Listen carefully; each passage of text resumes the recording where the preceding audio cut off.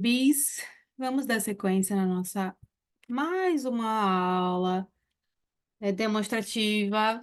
Não esperem que eu consiga falar tudo para vocês sobre diabetes, tá bom?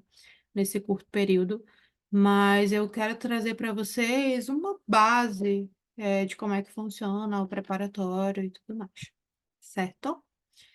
Mesmo processo, trouxe algumas questões, algumas questões tranquilas também, mas a gente vai mesclar assunto e um pouquinho de questão também, certo? Então, dando continuidade, nós vamos falar na nossa jornada da residência sobre um tema que também é bastante cobrado, que seria diabetes. Dentro de doenças crônicas, a gente vai ter lá disputando acirradamente a diabetes e a hipertensão arterial, certo? Editais, a gente vai ter doenças não transmissíveis e também o programa de controle, né, da hipertensão e da diabetes, tá? Geralmente vem assim nos editais. Temos um panorama de questões aqui. Nós temos que o FPA cobrou duas questões. E aqui o EPA-SISUPA tá mas eu tenho certeza que foi zero. Então, a gente teve o FPA, duas questões, e a gente tem algumas outras questões no ano. Mas bora olhar aqui 2021. Só 2021, o FPA cobrou cinco questões. Então, a gente consegue avaliar mais ou menos que é um tópico que cai bastante. Diabetes e todo o restante das coisas associadas, né? Nas doenças associadas, enfim. Perfeito. Então, inicialmente, eu vou contextualizar o conceito de diabetes, que é aquele conceito batido, mas a gente não pode dizer isso, que tem uma questão, um assunto que a gente já domina muito, porque vai que a prova cobre algo que você ainda não estudou, ainda não viu. Então, cuidado com esses temas que parecem bobinhos. Eu, de propósito, não coloquei algumas questões difíceis de diabetes, tá bom? É só para a gente ter uma noção geral de como é que funciona, certo? Então, eu tenho aqui que, de fato, a diabetes ela é um transtorno metabólico, tá bom? As suas causas elas são variadas e a principal característica que nós temos da diabetes é a hiperglicemia, o aumento da glicose no sangue, tá bom? Além da hiperglicemia, a gente vai ter distúrbios no metabolismo de tanto de carboidrato, proteína e gordura, tá bom? Que vão resultar de defeito na secreção ou na ação da insulina, que é o hormônio responsável por pegar a glicose que está na corrente sanguínea e levar para as células. Até aqui, eu creio que eu não falei nada de diferente para vocês. Então, esse é o conceito básico de diabetes, tá bom? Vamos à revisão quanto aos tipos. Cai muito em prova a diferença, né? A gente sabe que tem o diabetes tipo 1, tipo 2, o gestacional, e cai muito em prova qual é a diferença entre eles. Nós temos o diabetes mellitus tipo 1. Características marcantes para vocês. Ela é uma doença geralmente de cunho autoimune, tá bom? E insulino dependente, porque a gente tem uma mudança abrupta, tá bom? Então, o início ela é sempre mais rápido, em detrimento da segunda, por exemplo. Ela comete uma porcentagem menor de pessoas, então de 5 a 10% de todos os casos de diabetes são diabetes mellitus tipo 1, frequentemente diagnosticado em criança, adolescente e sem excesso de peso, tá bom? E ela tem uma tendência à hiperglicemia grave ou cetoacidose. A gente vai conversar sobre isso. Mas, Thaís, por quê? Porque eu tenho um problema na produção da insulina. Então, eu vou ter uma pessoa que não tem o hormônio nos níveis adequados. Por isso que é abrupto, rápido e por isso que vai atingir geralmente criança, adolescente e tem esse padrão, tá bom? A tendência é ter hiperglicemia grave com cetoacidose. Esse é o tipo 1, geralmente autoimune. Tipo 2 a gente vai ter que ela não é a deficiência absoluta de insulina. A gente vai ter uma perda progressiva ao longo da vida dessa secreção da insulina, combinada com uma resistência da insulina. A gente tem uma causa complexa e multifatorial, ela envolve hábitos de vida, qualidade de vida, de alimentação, de exercício físico. Tudo isso, progressivamente ao longo dos anos, vai levar ao surgimento da diabetes mellitus tipo 2. Nós sabemos que ela está muito associada a isso. Então, lá na tipo 1, a gente tem um início rápido, né? E aqui a gente vai ter um início insidioso, lento. Os sintomas eles vão ser mais brandos e eles vão se desenvolver lentamente, até eles apresentarem os nossos 4 P's famosos. O nosso perfil, a característica dos pacientes que têm diabetes mellitus tipo 2 são adultos com longa história de excesso de peso e com doença na família de diabetes tipo 2, tá bom? Geralmente é insulino não dependente, né? E ela é responsável por 90 a 95% de todos os casos. Por que não é insulino dependente? Porque ele produz a insulina, só está no nível abaixo, né, do que o corpo precisa. E eu posso utilizar de outros encargos para não usar propriamente o hormônio. E nós temos a diabetes mellitus gestacional. Lembrando que nós temos o diabetes mellitus gestacional. Diz que eu apontando com o dedo, essa aqui foi ótimo. Nós temos o diabetes mellitus gestacional e nós temos o diabetes mellitus descoberto na gestação. Essa mulher já tinha diabetes e só foi diagnosticada na gestação. Isso é diferente de diabetes mellitus gestacional. A diabetes mellitus gestacional, ela é uma hiperglicemia de graus variados que foi diagnosticada durante a gestação e na ausência de critério de diabetes prévio, tá bom? Então, geralmente, ela vai se resolver no período pós-parto e pode frequentemente retornar depois de alguns anos, tá bom? A sua detecção deve ser iniciada na primeira consulta pré-natal, para descartar diabetes mellitus pré-gestacional. Então, no mundo ideal, espera-se que isso aconteça. Na primeira consulta, a mulher faz o teste para verificar como é que está a glicemia dela, para verificar se ela já tinha diabetes ou ela desenvolveu durante a gestação. Questão, o FPA 2021. Quanto a diabetes mellitus tipo 1, é correto afirmar. Aí agora, para quem chegou agora, a gente faz a leitura, né, do tópico, diz de onde é o FPA 2021. Eu dou um tempinho para vocês lerem, para verificar qual é a alternativa correta, e a gente corrige junto no final, tá bom? Lembrando, leu a questão sem pressão, colocou no chat para a gente começar a discutir. Não pode colar do coleguinha, só pode abrir o chat quando tiver resolvido a questão. Tem um áudio ligado, não sei de quem é.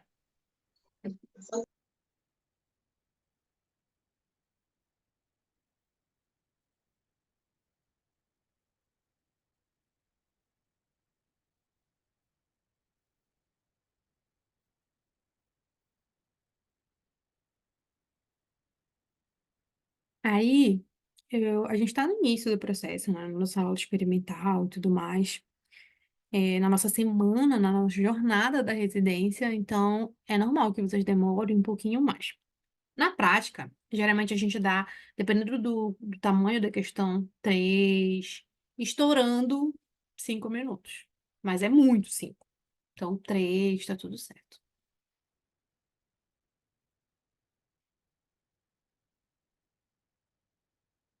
Lembrem dos termos chaves que eu falei para vocês. Fiquem acordados comigo.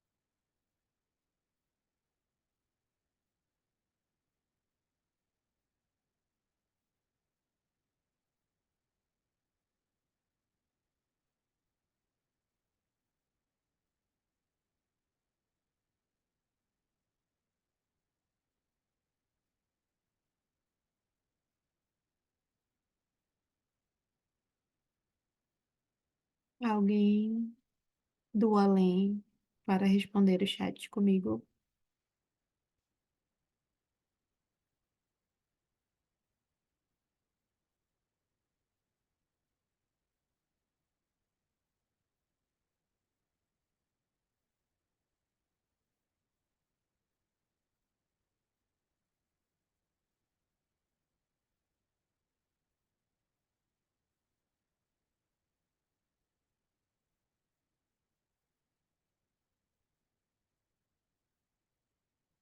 Não pode colocar dúvidas. É E ou B. Lá na prova não vai poder colocar E ou B. Tem que colocar ou E ou B. Lê de novo as duas e tem. Ou E ou B, ou E ou B. Só lê a última palavra da letra E. Aí eu já te dei a resposta.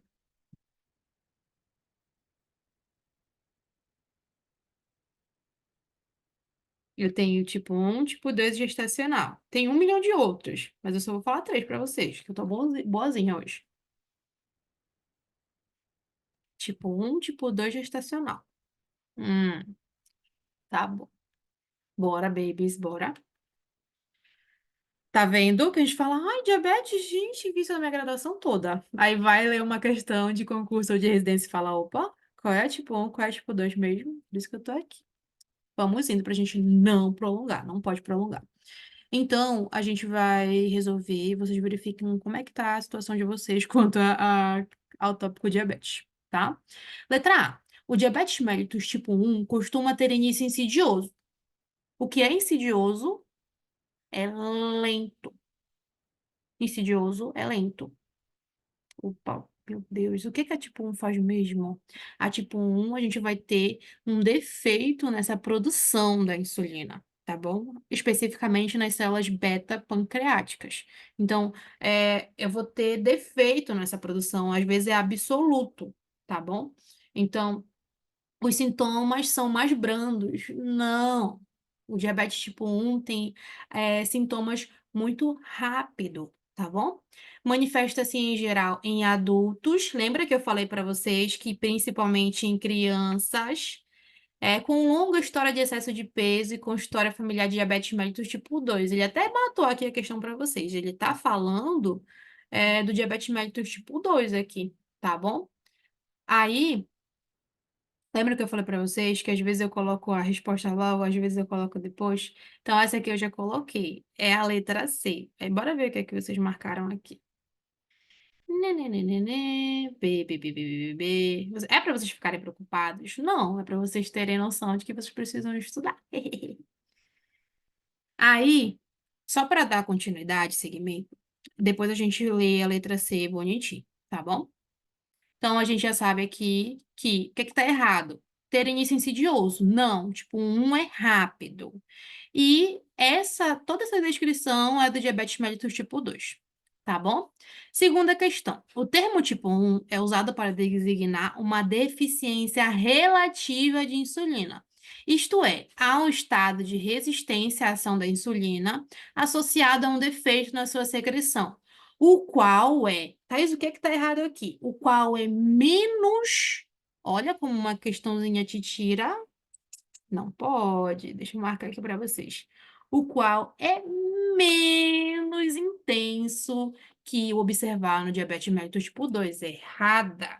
Tipo um é rápido, intenso, leva a cetoacidose e do cetoacidose para ir para o céu é horrível. Então, o diabetes mellitus tipo 1 é rápido, os sintomas são agressivos, pode levar a óbito. Então, aqui, não que o diabetes tipo 2 não, mas o diabetes mellitus tipo 1 é rápido.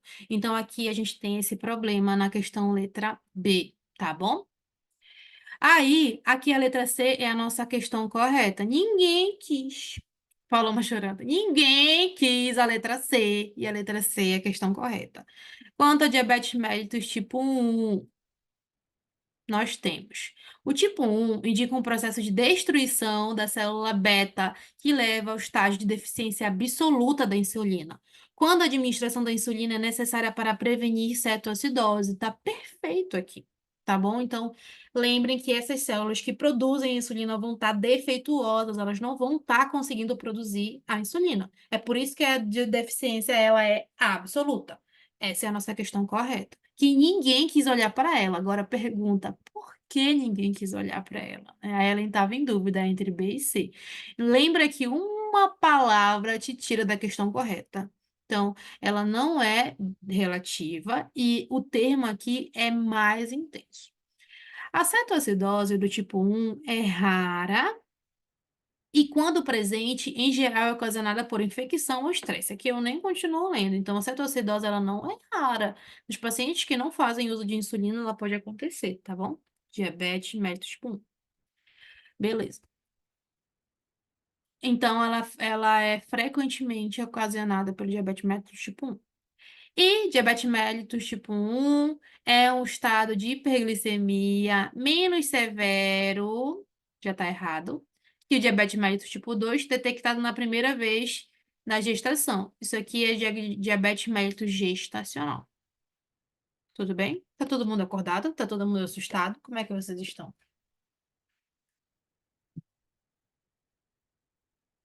Todos, ai, caramba, preciso estudar diabetes melhor, né? Às vezes a gente sabe, mas a gente precisa de ritmo de prova. É isso que a gente vai conseguir no nosso preparatório, tá bom? E eu ainda falei no início que eu não tinha trago as questões difíceis, tá? Para mim, ao meu ver, é uma questão fácil. Vamos dar seguimento, tá?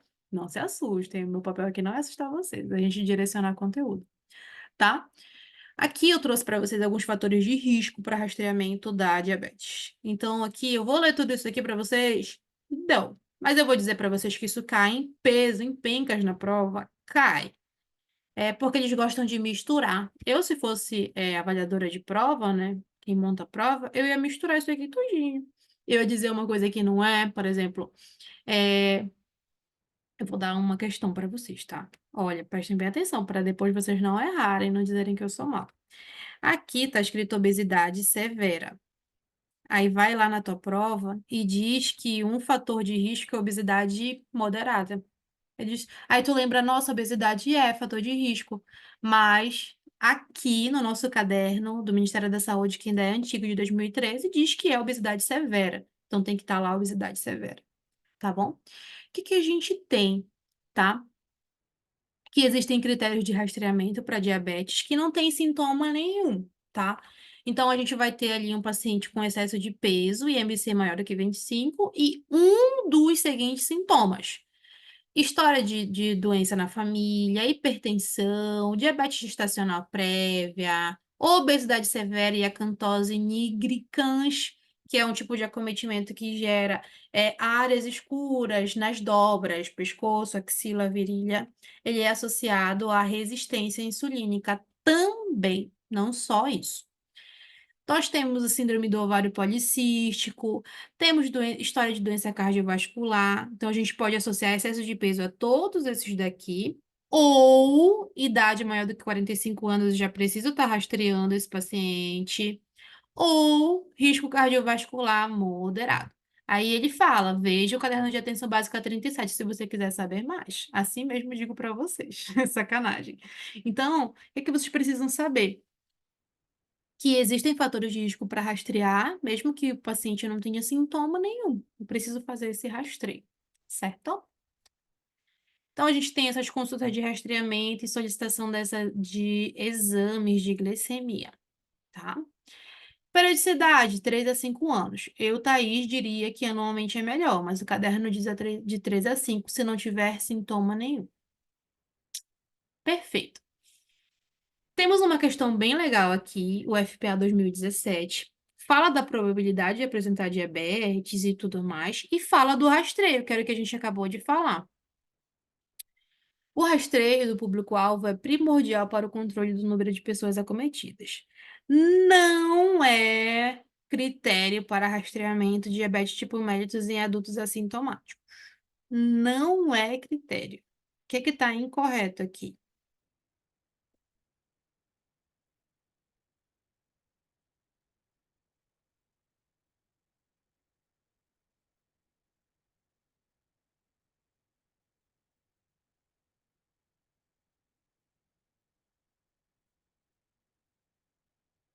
Essa eu diria média, tá bom? Para vocês não se assustarem muito. Aí a gente olha aqui e depois a gente vai comparar no quadro, tá bom? Não se preocupe.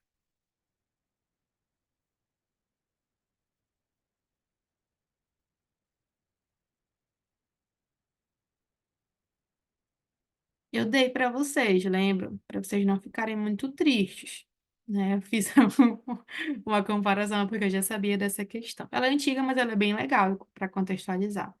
Eu tenho que o meu resultado é obesidade grau 1. Ela não é. Mas Thaís, tu não falou ainda agora que era obesidade, era critério de rastreamento. Só que ele me pede obesidade severa. E aqui o avaliador sacana colocou obesidade grau 1. Então, nossa questão incorreta é essa. Todos os outros estão corretinhos, ó. Exame prévio. Isso aqui, HbA1c, calmem o coração de vocês. Hemoglobina glicado, tá bom? Se vocês não conheciam a sigla. Maior ou igual a 5,7. Bem aqui.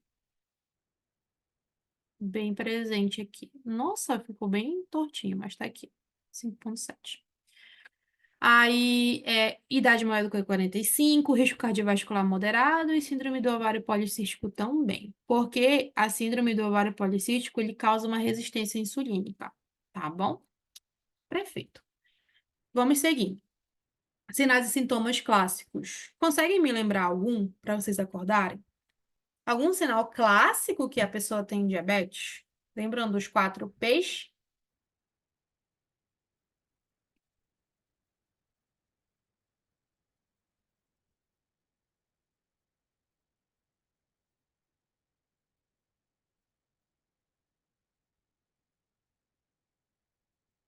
Lembram dos 4 P's? Alguém neste recinto?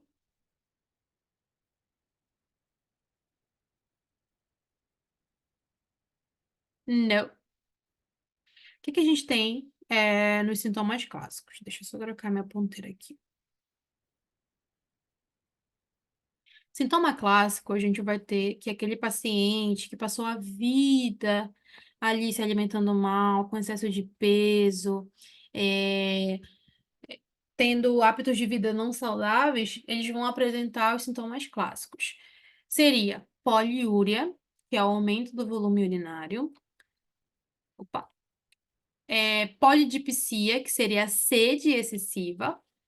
Perda inexplicada de peso e polifagia. Esses são os 4 P's clássicos e eles estão associados ao diabetes mellitus tipo 2, tá bom? Diabetes mellitus tipo 1 são sintomas mais rápidos de se acometer. Então, os sintomas menos específicos incluem fadiga, fraqueza, letargia, porque as células não estão recebendo essa energia, né? A glicose, ela fica na corrente sanguínea e as células ficam sem acesso, tá? Visão turva também, prurido vulval cutâneo, balanopolostite também, que é o aumento da glândula, também são sinais menos específicos associados a isso. E o FPA 2021 cobrou quais são os sinais e sintomas clássicos do diabetes. E ele fala, tá bom, do tipo 2, tipo 1. Ele fala que a questão correta seria a letra C, com o que eu acabei de falar para vocês. Então, lembrem, as questões, elas têm uma porcentagem, né? Uma porcentagem é fácil, uma porcentagem é mediana e outras são mais complexas. Então, essa é uma questão fácil. Ela só te pede, quais são os sintomas que um paciente com diabetes tem, tá bom? Cuidado, porque, por exemplo, aqui ele fala de neuropatia periférica. Isso não é um sintoma clássico. Isso aqui já é uma consequência da diabetes, tá bom? Os sintomas clássicos, eles vêm antes desses acometimentos. Neuropatia periférica pode sim, existe no diabetes, mas não é um sintoma clássico dela. Até aqui, tudo certo? Estão comigo?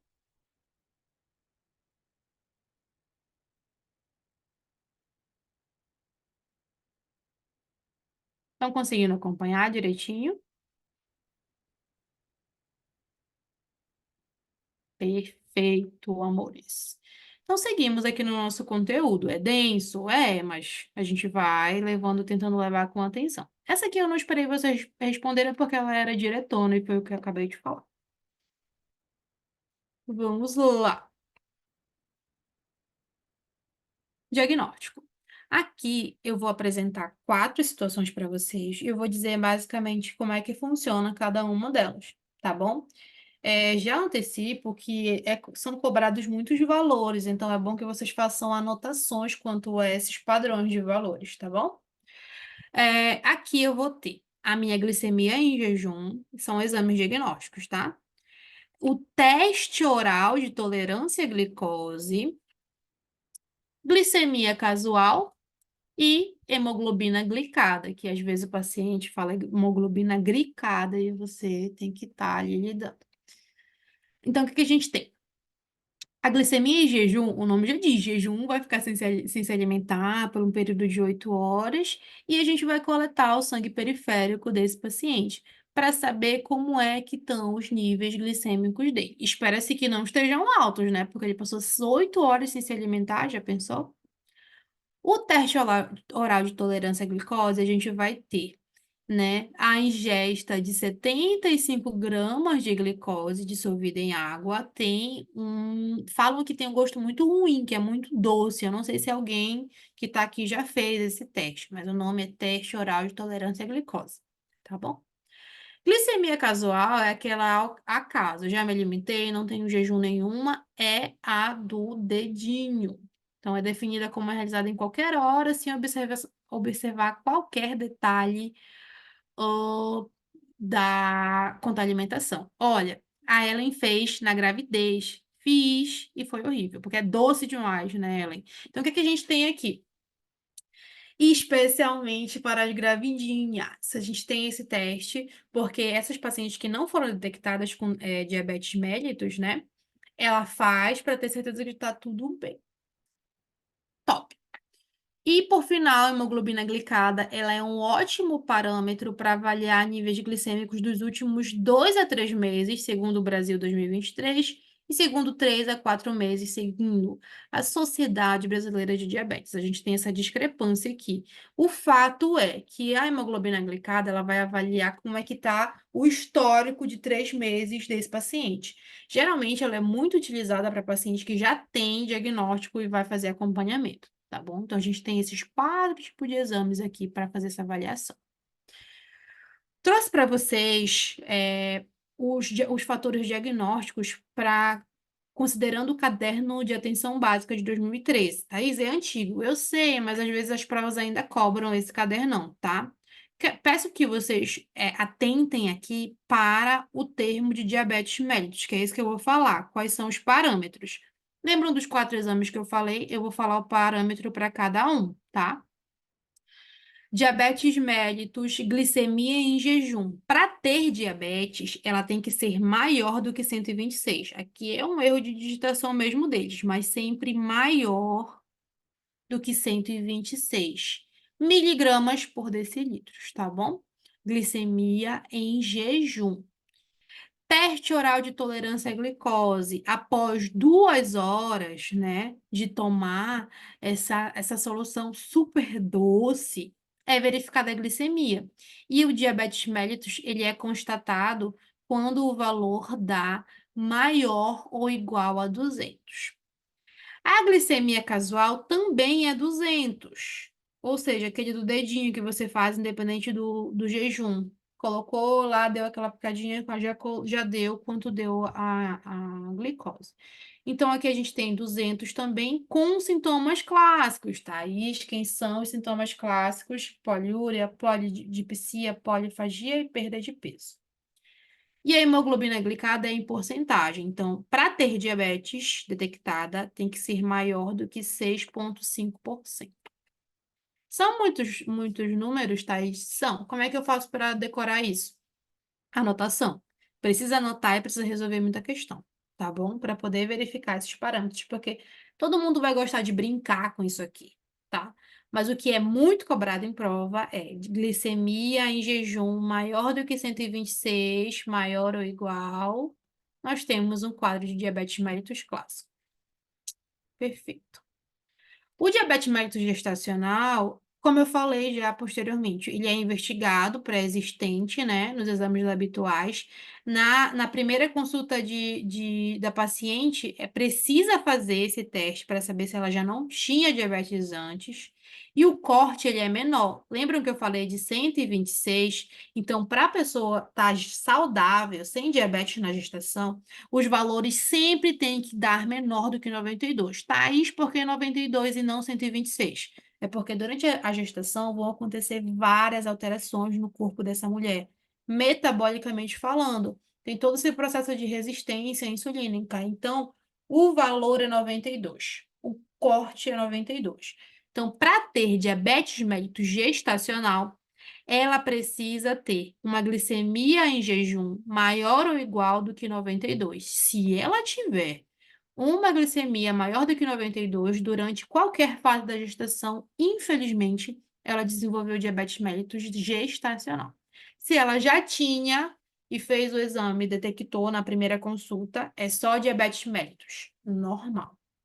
Lembrando que o gestacional pode desaparecer, tá bom? Ficou enrolada essa parte ou tá tudo bem?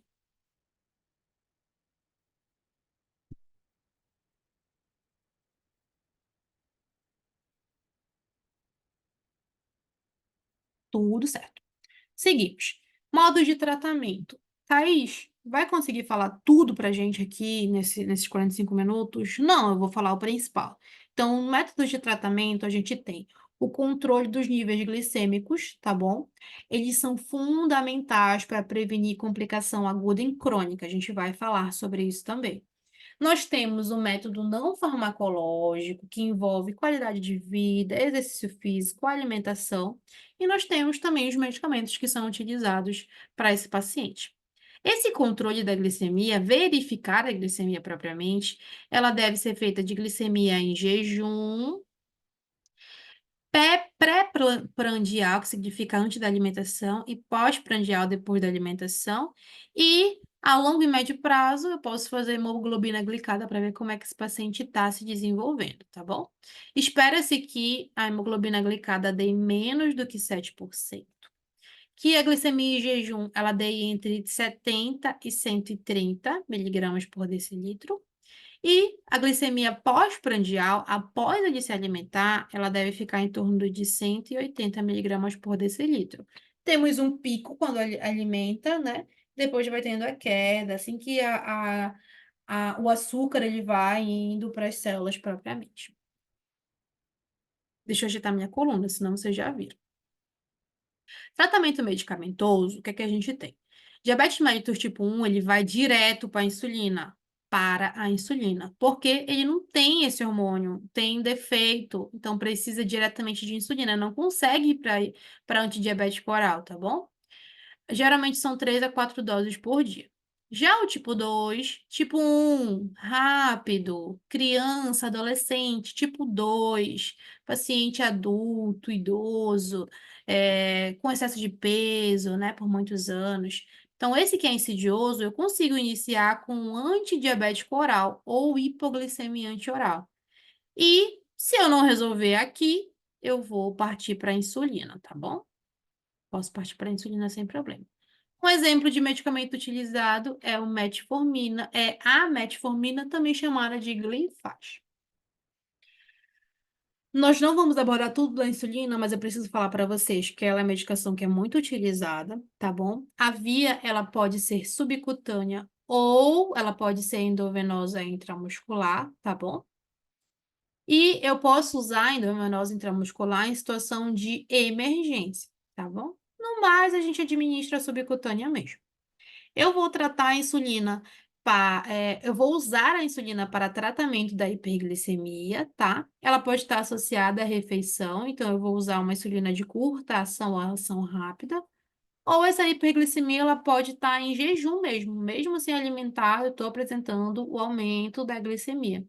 Então, eu vou ter que usar insulinas basais, que seriam intermediárias ou lentas. Eu digo o tempo de ação. A gente não vai se ater tanto a isso, porque nós não temos tempo. Olha só, estava falando do tempo de ação e nós não temos tempo para falar de tudo isso da insulina. Esse é só o básico. Outro básico que cai muito em prova são que essa via, né, ela é subcutânea e a velocidade da absorção. Não sei se vocês estão lembrados, mas a gente tem a velocidade inicial. Primeiro abdômen, depois braço, terceiro coxa e por último nádega. Aqui não é porque eu quero, porque é mais fácil aplicar no abdômen, e sim porque essa ação ela é mais rápida, ela é absorvida de forma mais rápida. Quando a gente vai para o braço, a ação é intermediária. Quando a gente vai para as coxas, ela é lenta. E quando a gente vai para o nádegas, ela é mais lenta ainda. Então, a gente tem essa sequência: um, dois, três, quatro. Abdômen, braço, coxa e nádega. Tá bom? Lembrando que a gente vai fazer o rodízio dessas áreas. Eu vou administrar aqui, depois eu vou administrar em outro local para evitar a lipodistrofia, tá bom? Residência Multi 2017. Como o valor da glicemia do paciente está alterada, será necessário administrar insulina regular. Sobre a administração da insulina por via subcutânea, é correto afirmar. Para ver se vocês estão atualizados quanto à insulina. O que é que vocês acham?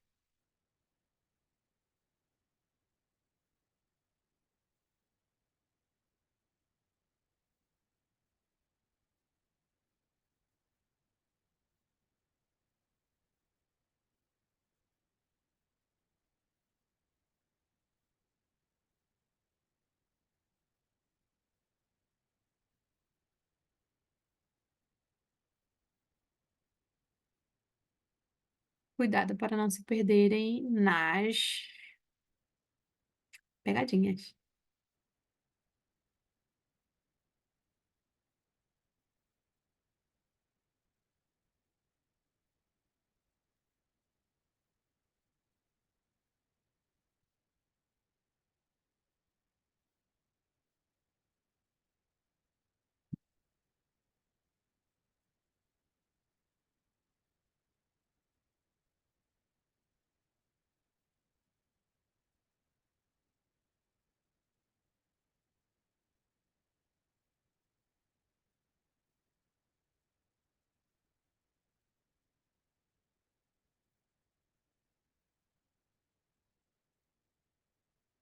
Se não estiverem conseguindo também, só me sinaliza.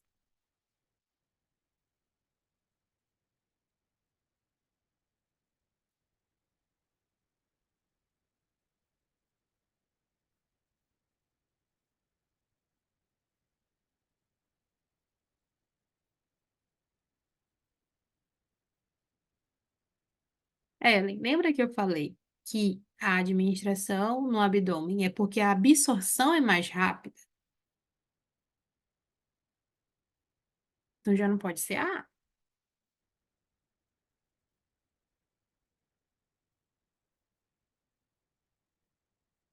já não pode ser A, porque está dizendo aqui que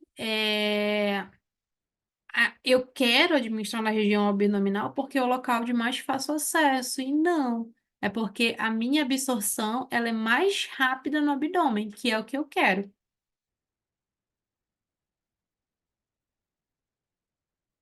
né?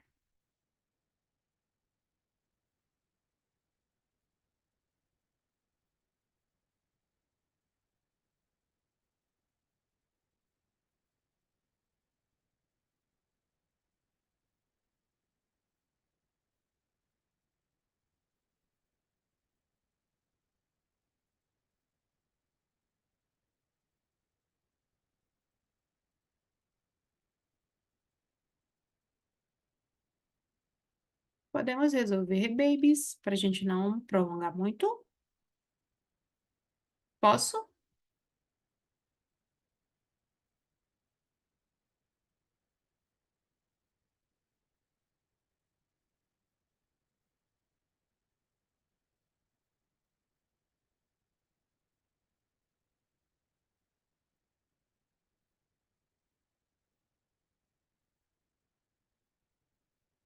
Posso resolver ou vocês querem um tempinho a mais?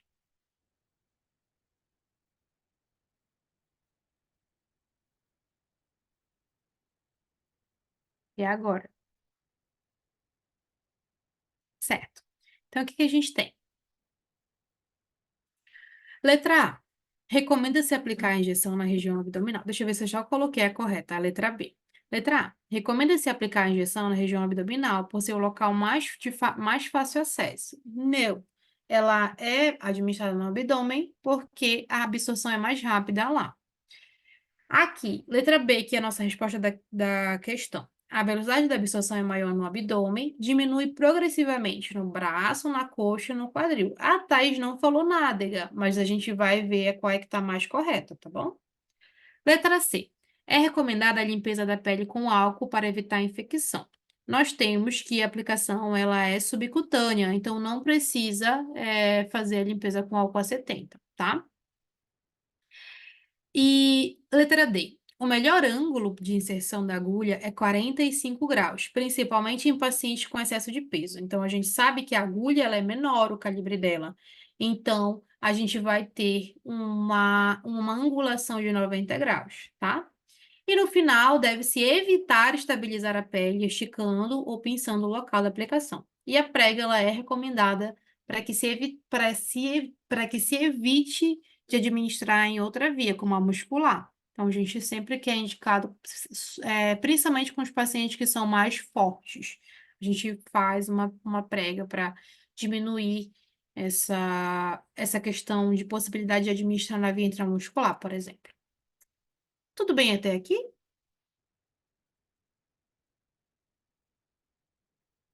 Estamos quase finalizando. Tudo bem, babies?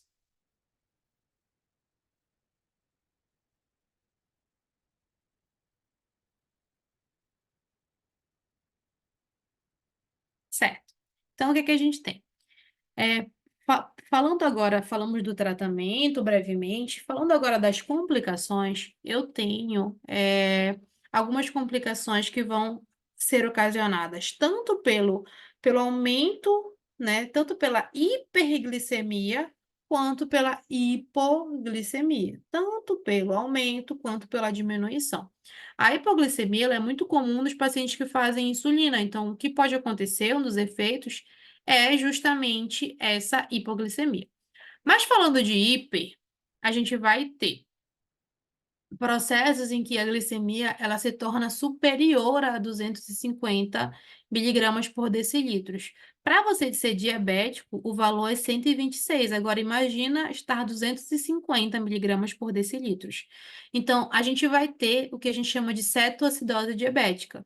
Quando a glicemia for maior do que 250, existe a cetonemia, né? As cetonas, os corpos cetônicos, né? Presentes no sangue. E também a gente vai apresentar acidose metabólica na nossa gasometria. Então, esse é o quadro característico de quem tem cetoacidose.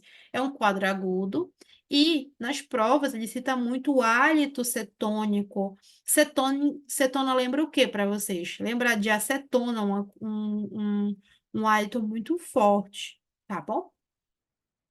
Além disso, ela é esperada, né?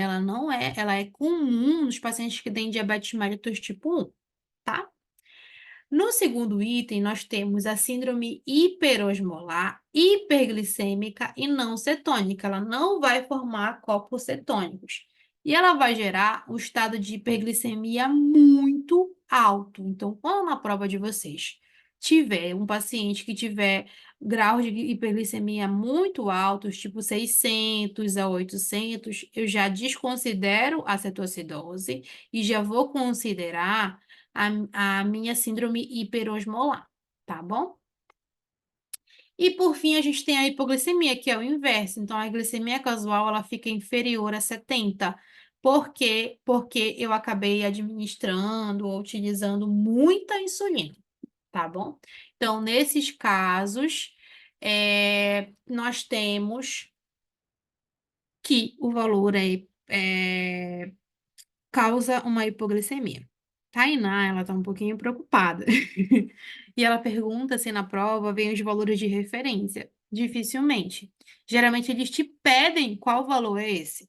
Eles te dão um caso clínico. Olha, paciente, seu João, deu entrada com uma glicemia de 6.000, de 6.000 já, de 600 miligramas por decilitros.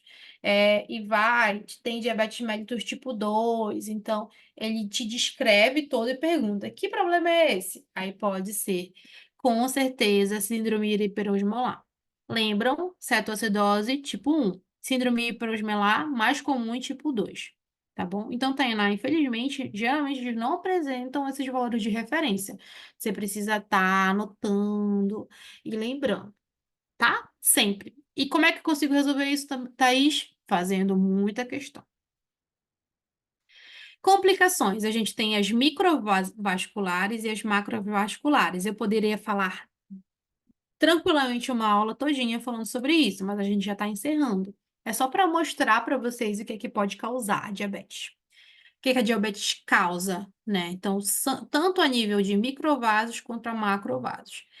Todo mundo já devem ter ouvido falar de que a diabetes ela dá muita complicação, né? A gente tem quadro de retinopatia, a diabetes, né? Ela é muito prejudicial para os olhos, ela pode causar cegueira, é das causas de cegueira aqui e mundialmente também. Então, temos problemas na retina, problemas nos rins, eu ia falar nosso, mas Deus me livre, nos rins, problemas relacionados a neuropatias, sensibilidade alterada, nós vamos ter esses acometimentos também. E a neuropatia, ela caminha juntinho com o pé diabético, né? Com as lesões de pé diabético. A nível macrovascular, a gente vai ter doenças isquêmicas e cardiovasculares, doença coronariana, doença cerebrovascular, doença vascular periférica. Tudo isso vai ser ocasionado pelo acúmulo, de açúcar no sangue. Essas partículas, elas não deveriam estar lá em maior quantidade. Então, elas vão ocasionar todos esses problemas que nós não temos como destrinchar tudo aqui, tá bom? E, para encerrar a nossa noite, trago a complicação relacionada ao pé diabético. Cai muito em prova também, porque é um pouquinho mais delicado para a gente ter esse entendimento. Então, a pessoa com diabetes, ela tem o risco de 25% em desenvolver úlceras nos pés ao longo da vida. Por quê? Porque ele vai ter uma deficiência de sensibilidade, ele vai ter dificuldade de cicatrização, geralmente é um paciente idoso, então todos esses fatores vão estar aqui propriamente ligados ao surgimento dos pés diabéticos. E eles são carro-chefe nas unidades de pronto atendimento, nas unidades de clínica médica, porque eles vão levar lesões muito, muito grandes, né, e muito complicadas de tratar, dependendo de como é que tá esse nível glicêmico. Então, enquanto não resolver o problema, sempre vão acontecer, infelizmente. Nós podemos classificá-las em três. Olha, a Ellen está falando que já cuidou de um pé diabético que demorou 6 meses para sarar. Pode demorar anos, mas você entende, Ellen, que está associado ao descontrole da glicemia e que a glicemia ela interfere no processo de cicatrização e também as suas comorbidades. Então, é um paciente que demora muito para cicatrizar, tá bom? Aí, voltando para falar do pé diabético, a gente tem o pé diabético isquêmico, o meu pé diabético neuropático e o misto, que é a junção dos dois, ah, como se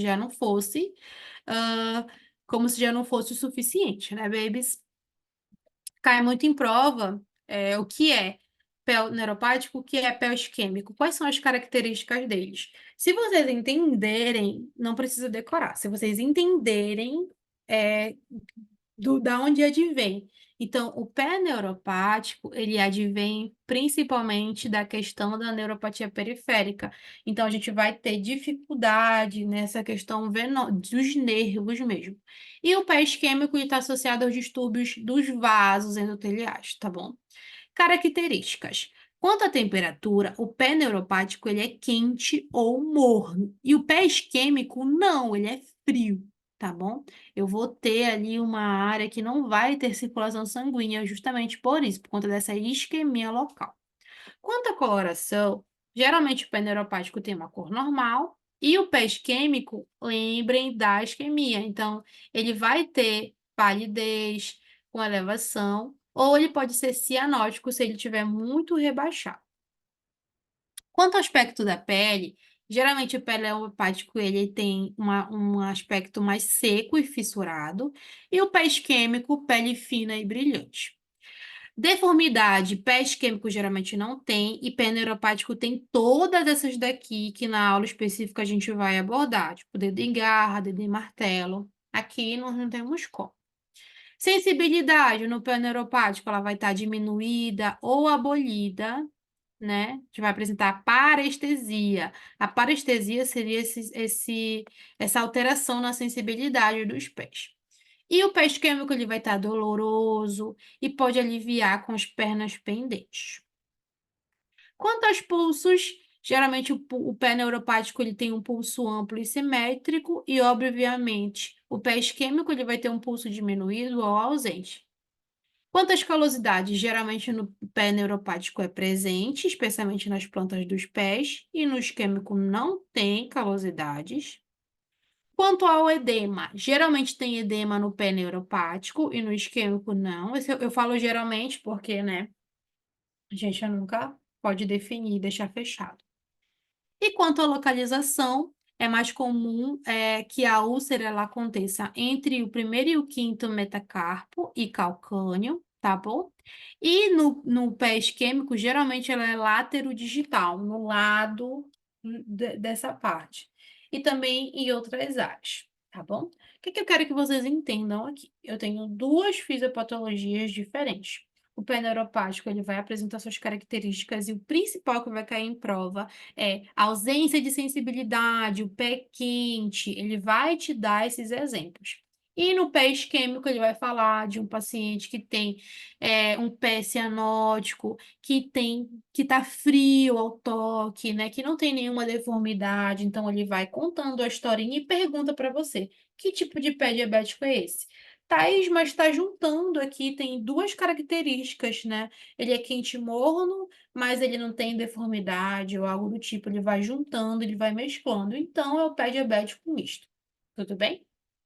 Eu avancei 3 minutinhos no nosso momento, mas nós temos aqui que a gente deve ficar ligado para o paciente que tem diabetes, no sentido de ter o controle glicêmico adequado, fazer os exames e cuidados com esse pé diabético, né? Tratar a diabetes com metformina quando for tipo 2, fazer o controle da pressão arterial, porque tá tudo junto, né? Pressão e a glicemia, enfim. E cessar o tabagismo também ajuda nesse controle da glicemia, certo? Algumas das referências, avançamos 4 minutos. Gostaria de saber como é que foi para vocês essa experiência, né? Mais reduzida. No curso normal, a gente tem mais tempo para fazer as questões com calma. Vocês vão participar mais desse processo, porque é ativo e bem dinâmico no chat estarem respondendo as questões. O que vocês acharam?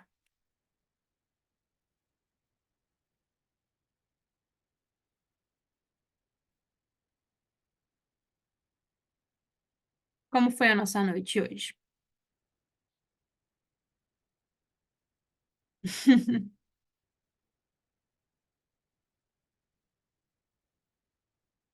Olha, alguns falando que essa aula me levou a crer que eu preciso estudar mais. Lembram que eu falei lá no início da nossa aula? É... Nossa, diabetes eu já sei. Tá tudo certo. Já vi na graduação, tá tudo certo. Não. A residência, eu sempre digo isso, ela cobra mais de quem quer ser residente. Então, as provas de residência, elas vão mais a fundo. Eu e o Rodrigo, que coordena o Sapiens, nós concordamos de que, às vezes, as provas são mais complexas do que as provas de concurso. Elas te cobram mais. Então, é por isso que a gente está aqui, né? O nosso objetivo é fazer um preparatório legal para vocês, é deixar vocês preparados para as provas de residência, todas do estado, e o Sapiens também aprova muito fora do estado. Então, eu agradeço pela presença de vocês. Vocês vão ver que no preparatório a gente comunica muito pelo chat, né? Tira as dúvidas. Ah, essa dúvida aqui eu não sei. Tudo bem. Se eu não sei agora, eu estudo o que tiver de estudar, retorno. Na próxima aula eu já dou o retorno para vocês. Tá bom? Até porque ninguém aqui é detentor do conhecimento. A gente estuda, tem uma base, tem as atualizações, e eu busquei trazer para vocês hoje um pouco da atualização do processo de enfermagem e um pouco de um assunto simples que a residência complica um pouquinho e pede um pouquinho mais de base para vocês. Desejo uma boa noite a todos, espero que vocês venham com a gente nesse preparatório.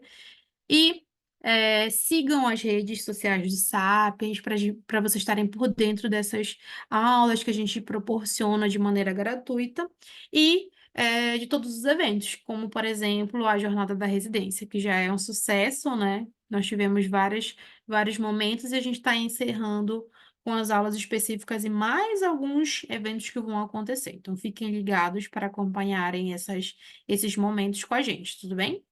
Boa noite a todos. Eu vou encerrar aqui a transmissão, tá certo? Tchau, tchau, babies. Boa noite.